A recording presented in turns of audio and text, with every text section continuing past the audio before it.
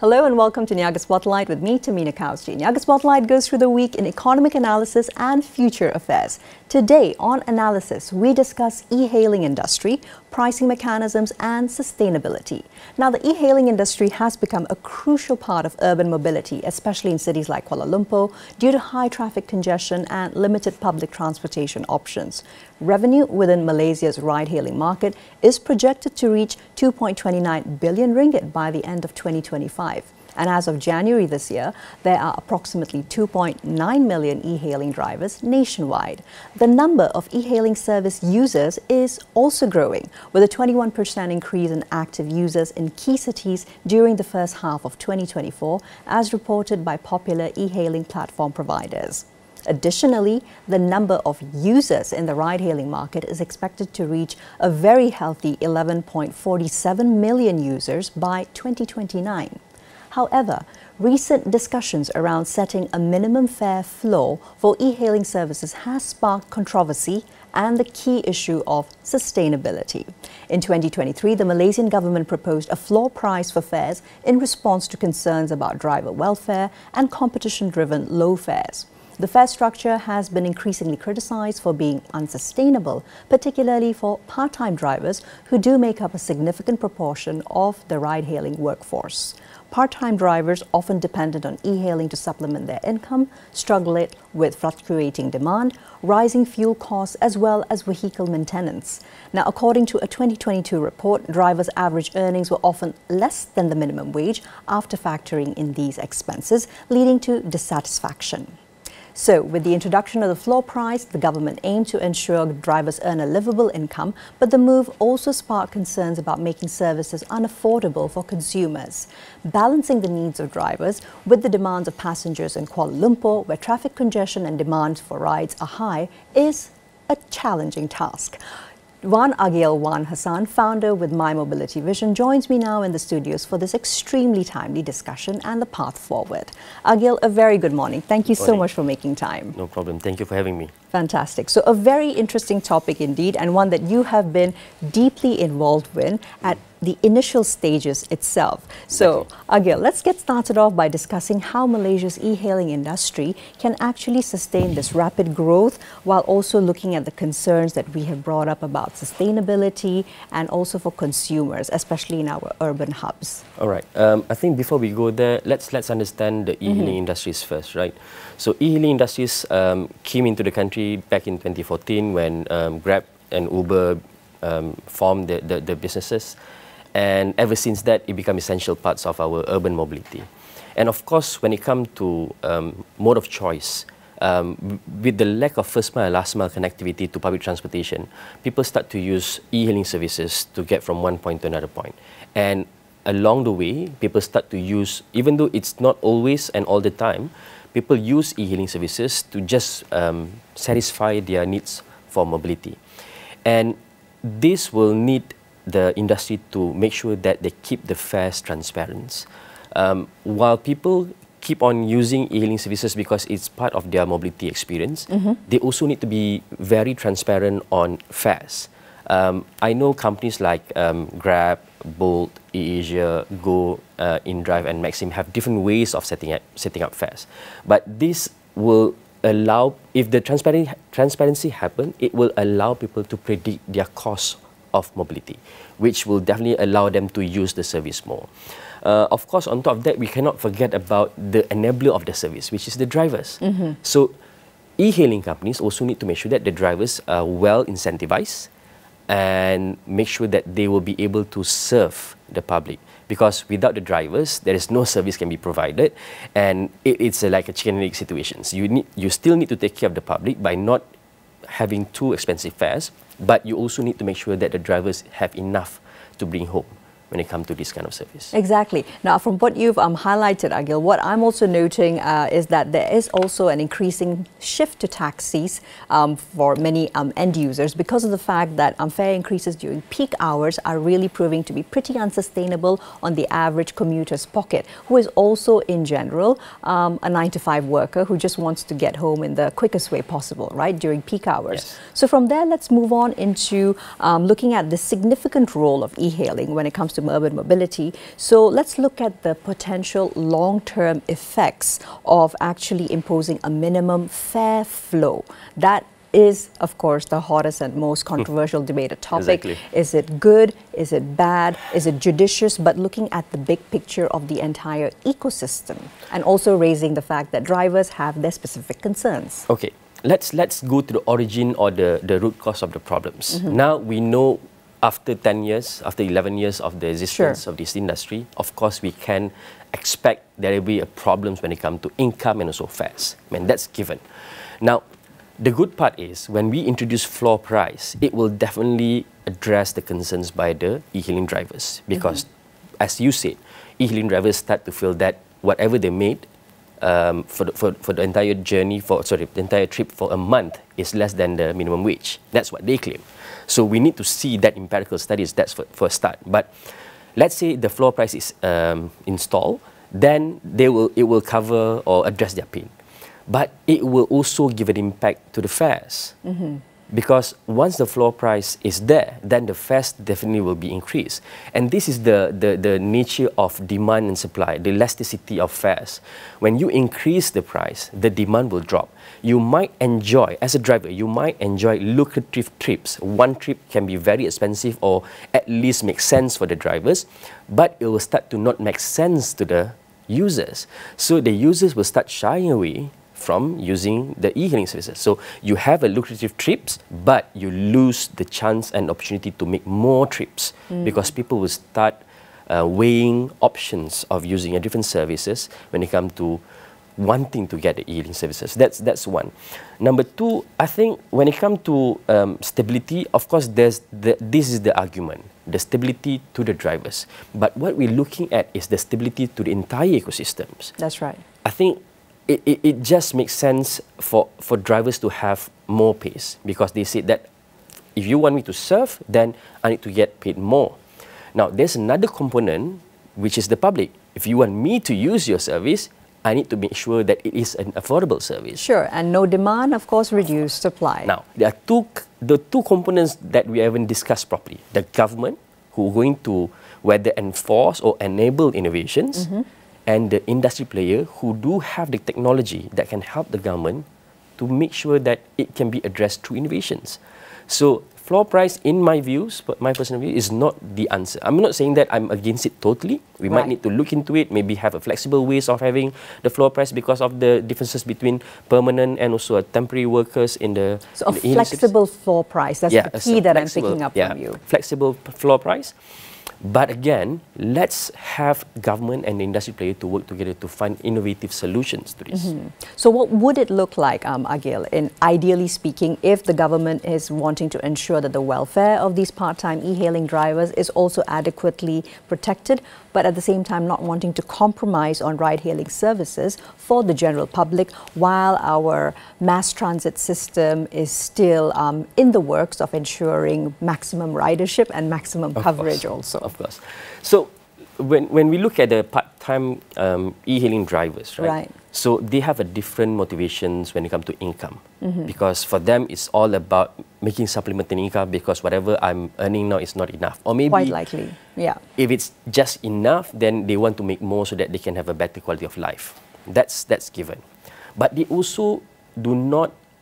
I mean, they shouldn't go through the same hoops like the permanent e-hailing drivers because they just depends on whatever time availability that they have or they have their set of time frame that they want to work in this industry. So government need to make sure that the regulation that will be imposed will not hurt them because when you have over-regulations, the part-time drivers will start feel the pain and they will leave. For example, I'm taking back the floor price argument, right? Right. It's not only about the part-time drivers. The small timers, the small companies who providing e-hailing services also will die off because they cannot keep up with the regulation change. Stifling innovation, right? Of course. Yeah. So, going back to these part-time e-hailing drivers, we need to offer flexible solutions. For example, tiered regulations. Maybe they do not have to go through the same regulations like the permanent drivers. Okay. But they go into a tiered regulation where they need to comply on certain compulsory regulations.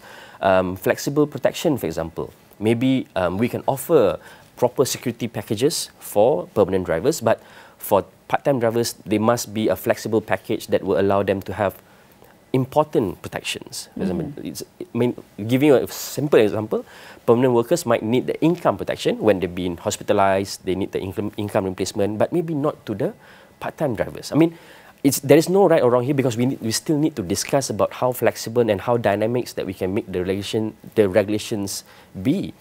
And of course, we need to incentivize them to make sure that they go to the underserved areas. So that let's not get them compete with the permanent e-hailing drivers in the same within the same areas. zone. Yeah, correct. Because we also know that because technology will allow us to know that they are underserved areas, right? Let's incentivize them.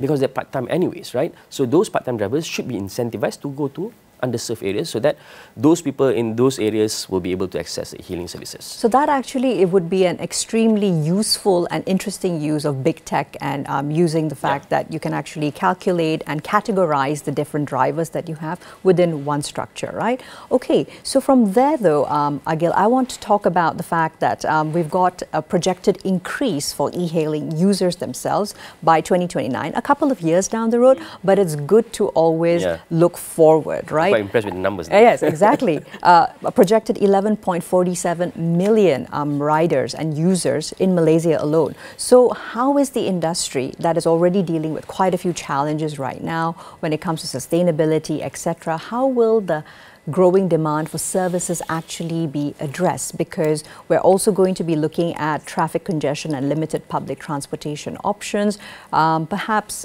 changing a little bit in flexibility, but if anything, the urban population is only going to increase. Exactly. I think we always have this dilemma of first mile, last mile connectivity. Very true. For decades. Yeah, and using that argument and summarize it or conclude that our public transportation system in the city like KL is not up to standards or expectations by the public. I think it's time for us to really look into how we can unify the services that we have, because we have spent billions of dollars building infrastructures, right? And just having this first mile, last mile connectivity shouldn't let the public do not shift. Exactly, it's a constant thorn. I mean, you cannot use that argument, oh, I can't go to the train station because the first mile, last mile connectivity is not there. So let's have that partnership happen between e-hailing companies, which I know that it's happening between Grab and Prasarana, if I'm not mistaken, on the DRT services. But let's have more e-hailing companies to be part of that unified solutions. Which would perhaps mean integrating the e-hailing services with maybe train, even bus schedules? To allow the user to have a seamless transition from one mode to another modes, right? Because we know for a fact that if you want to go to the train station, it's either you take a bus, which God knows when it's going to arrive, or maybe you walk in the heat or in the rain. That's right. Or worst case is drive to the stations and end up you do not have parkings and you drive all the way to the destinations. Very true. And in peak hours, urban commuters have a very fixed time allocation within which they need to get to destinations. Exactly. That's one area that we can look at. The second area that we can look at is perhaps we can expand ride sharing to a really meaningful ride sharings. All right, what would that look like, Agil? Now, the e-hailing services is you own a car and then you serve the public. That's what people see ride sharing is all about. But ride sharing, the real ride sharing is about you sharing the car with other people's. I think Grab used to have this service before, but I don't know why it's not popular. They've actually recently reintroduced it under a so-called saver option. Yeah. So let's have that more, but supported by local council by allowing them to have the right of way. For example, if you have a traffic congestion, then you spare one lane for bus services and ride sharings.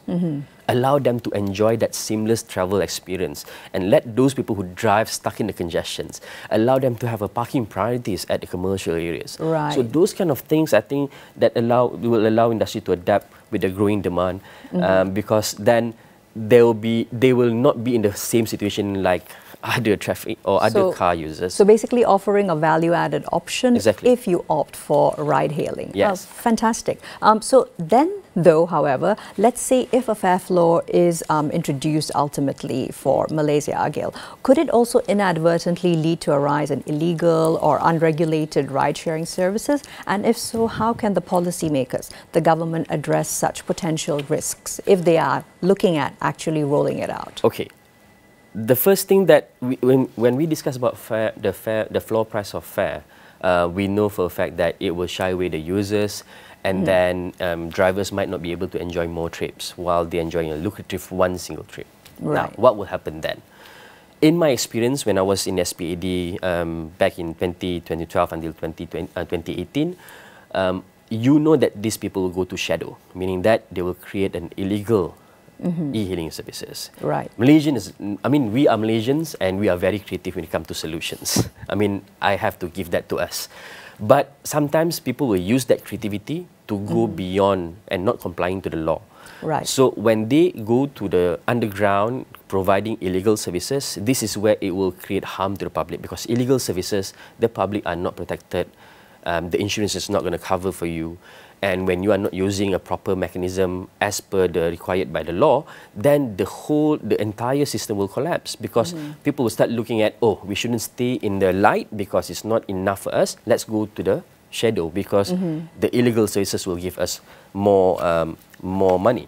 And of course, while we want drivers to earn fair income, I think then fair floor price will help, but we need to be very careful on pushing these fares. I would suggest the government to really look into it together with the operators. Before we really go into pushing this agenda, let's find other options first.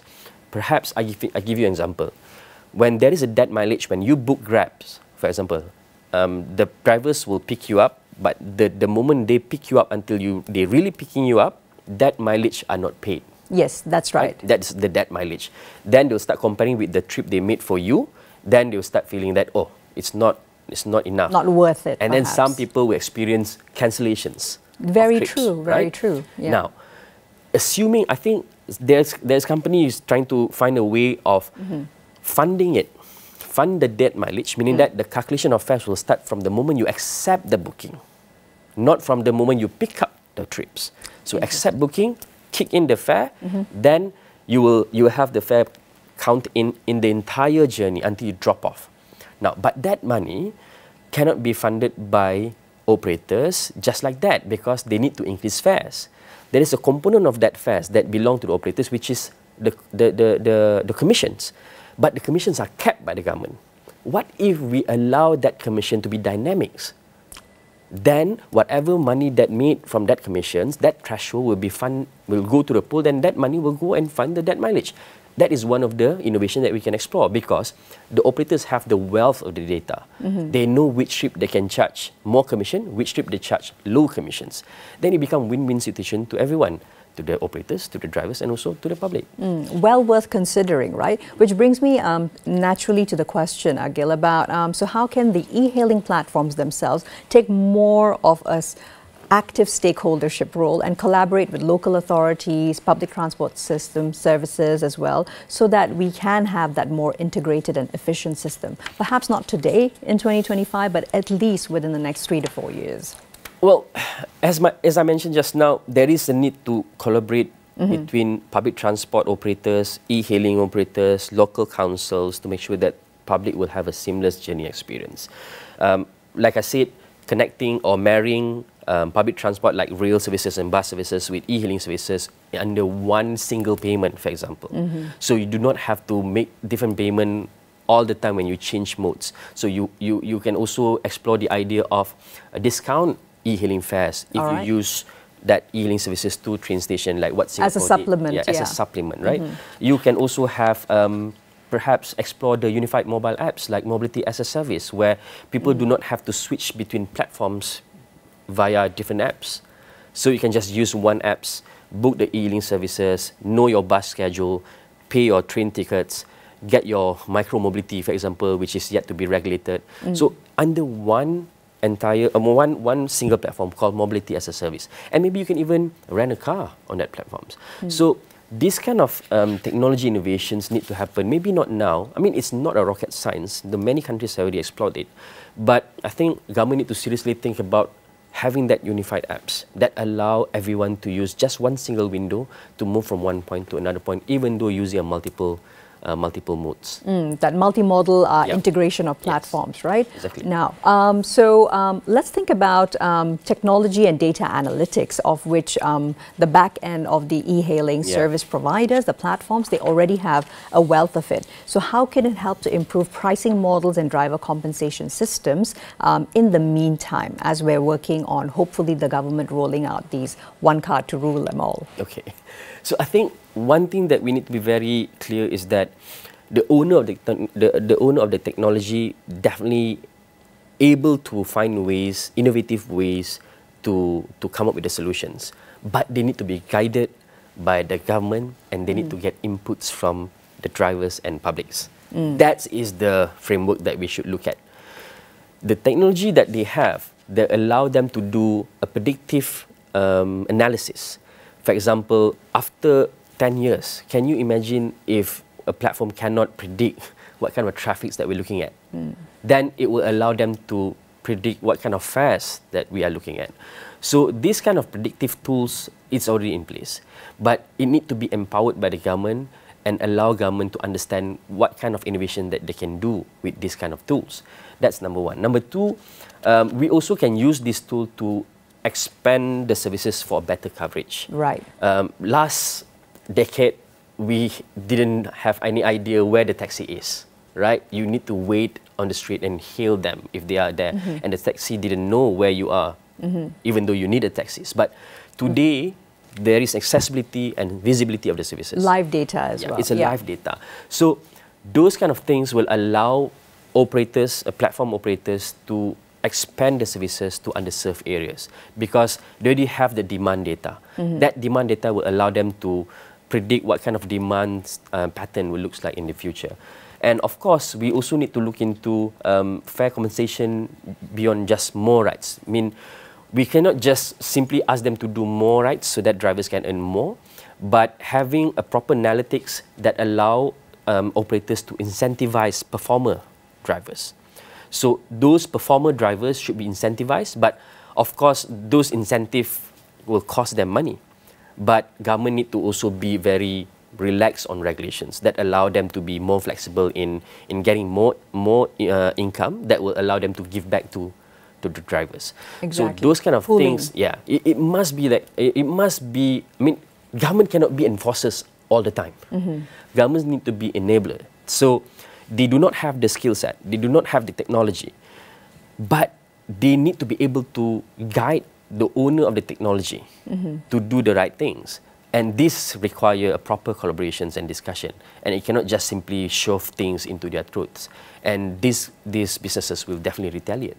Exactly. And also whether or not the businesses survive, or is it only going to be the monopolies that are allowed to? That's another thing. Exactly. So, Agil, let's end out the discussion perhaps with some final thoughts that you have actually about introduction of a minimum fare floor, but how it can also lead to environmental impacts, which perhaps are not even the focus right now, but definitely we already do know that urban and traffic congestion does lead to excessive levels of CO2 in the air, and also the level of air quality. Of course. I think when you push the floor price, as we discussed earlier, you will get less trips, right? But less trip doesn't mean that you are not going to pollute the environment, because you are getting those cars idling around without customers. There you go. That is a simple understanding how the floor price impact towards the environment. That's number one. Number two, when people start to feel that it is expensive and not affordable enough to use e-hailing services, those people who have access to cars will start driving back. Whether they drive to the stations, and then they drive to the station, they couldn't get a parking, and then they just drive all the way to the destination, or maybe they just decided to drive all the way, right? And you have more cars on the roads, and we already have what? We already lose 54 to 56 million a year when it comes to burning of fuels. Just imagine about that. What kind of environment that we are? Yeah, that's how the environment situation looks like. And of course, if we want to, we need to make sure that it aligns with our SDG agenda. Sure. So we also very loud about environment crisis, climate crisis. We are very loud about green mobility. But these simple solutions of trying to solve the income matters will definitely not going to align with our green agenda. Fantastically put. Agil, thank you so much for the discussion and all the insights. We really hope the right stakeholders are listening. Thank you. Well, that's all we have time for today on Niaga Spotlight. We'll see you again next week with more economic analysis and insights. I'm Tamina Kausji signing off for now. Here's to a productive week ahead.